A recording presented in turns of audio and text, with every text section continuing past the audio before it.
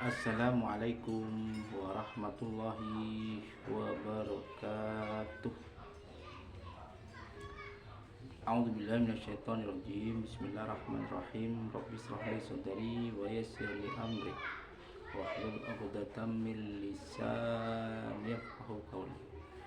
Amma ba'du, teman-teman, sahabat-sahabat semua dimanapun kita berada, mudah-mudahan dengan sehat selalu ya, dalam limpahan Allah, dalam ridhonya Allah Subhanahu wa taala. Karena dengan ridhonya insya Allah kita akan selamat di dunia maupun akhirat, selamat dengan segala siksaannya dan mendapatkan hidayah dari Allah Subhanahu wa taala. Amin ya rabbal alamin. Yang akan kami sampaikan adalah cara menghadapi istri yang rewel. Istri itu salah satu sahabat, salah satu anugerah Allah Subhanahu wa taala yang dititipkan kepada kita, kepada seorang suami yang memang diciptakan oleh Allah sangat berbeda. Yang diciptakan oleh Allah memang berbeda hadir, dianya bukan berbeda dalam kekurangannya, tapi berbeda dalam untuk menyempurnakan.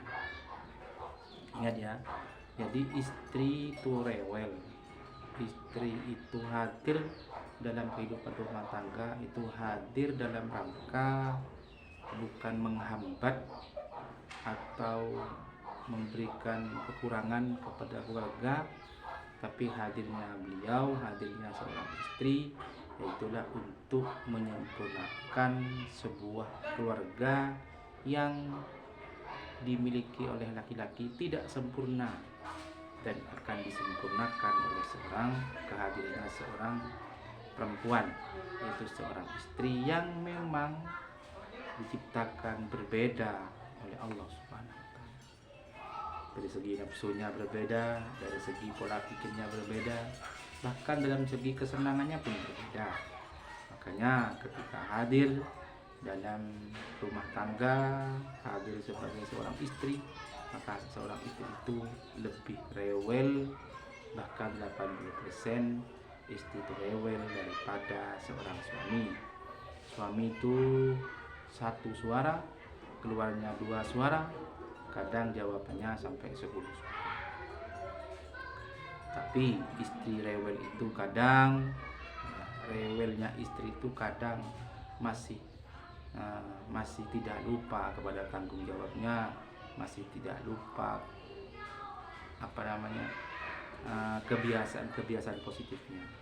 Kadang kalau istri ngambek, lagi marah, tidak mood dan lain-lain, tapi dibawa nyetrika, dibawa cuci baju, dibawa ngepel dan lain sebagainya.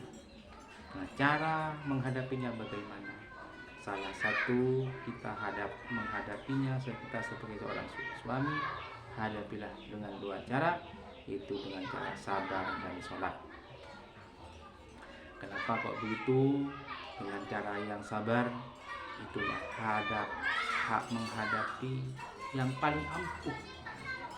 Bicara salah satu poin utama itu, sabar adalah cara yang paling ampuh menghadapi seorang istri.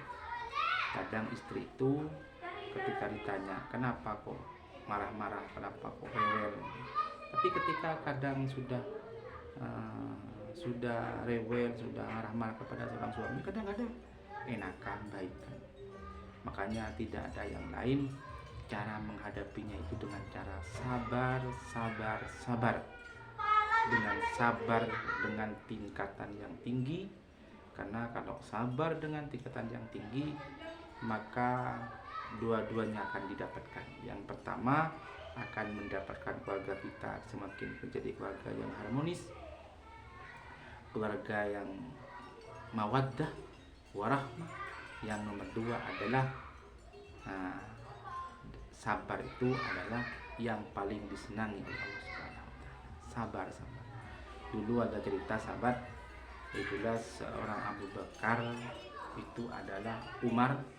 Seorang Umar itu sampai ada istilah di pintu-pintunya kita ditulis Umar Faruk. Kenapa? Karena Sayyidina Umar itu orang yang ahli perang, ahli apa? Orangnya ahli perang. Jadi siapapun yang berperang dengan Umar, pasti Umar lah pemenangnya. Sama dengan macan keluar dari sarangnya, itulah Umar. Kalau berperang, jadi biasa Umar. Satu Umar menghadapi 10 orang, menghadapi 15 orang, semuanya ditebas oleh Umar. Sampai-sampai ada cerita Sayyidina Umar itu kalau lewat di jalan itu ketemu dengan setan. Setan ini takut, ya. Lari terbirit-birit. Kenapa? Saking ganasnya Sayyidina Umar takut. Setan pun takut, lari terbirit-birit karena karena Sayyidina Umar luar biasa. Tapi Sayyidina Umar ketika dia pulang kepada rumahnya, pulang kepada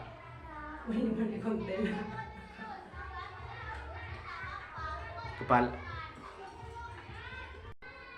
ada iklan sebentar sahabat. Jadi ketika pulang dia ke rumahnya, maka beliau diam dengan berbagai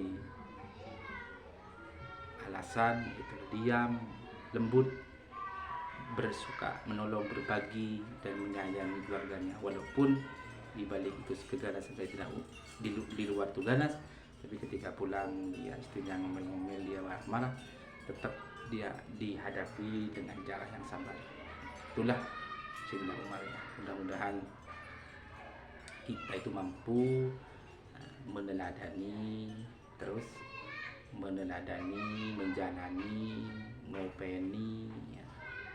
Terus dalam menggapai sebuah keluarga yang sakinah mawaddah rahmah. Mungkin ada yang tanya, itu mungkin berat, sulit, tidak bisa. Semuanya memang butuh perjuangan, memang sulit.